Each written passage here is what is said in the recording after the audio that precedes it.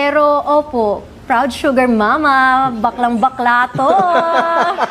I am dating. Oh! Sino? Naku, man-showbiz. Ito nga ba ang sagot ng kapamilya actress na si Ivana Alawi sa mga akusasyong ibinabato sa kanya sa pagkakaling sa isang politiko? Kaya naman palaisipan sa mga netizen kung ang recent IG post at IG story nito ang sagot sa isyong ibinabato laban sa kanya. A clear conscience, laugh at a false accusation, saad sa IG story ni Ivana. Usap-usapan kasi ngayon sa social media ang pagkadawit kay Ivana Alawi sa reklamo ni Dominic Nicky Benitez laban sa asawang si Alberto Albi Benitez.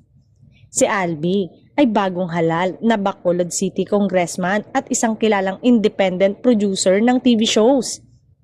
Kumalat online ang sworn complaint affidavit ni Nicky na umaakusa kay Albi at sa aktres na si Ivana. February 2024 nang magsimulang maugnay sa isa't isa si Ivana at si Albi na dating Bacolod Mayor. Ito'y matapos nilang maispatan magkasama sa airport sa Japan. Mabilis naman itong itinanggi ni Ivana nang maglabas siya ng pahayag sa kanyang Facebook account noong February 10, 2024. Napilitan umano siyang magsalita dahil nadadamay ang mga mahal niya sa buhay. Partikular na ang kanyang ina at nakababatang kapatid na si Mona. Sa ngayon ay wala pang sagot ang kampo ni Ivana maging ang management ng aktres na hiningan din ng pahayag tungkol dito.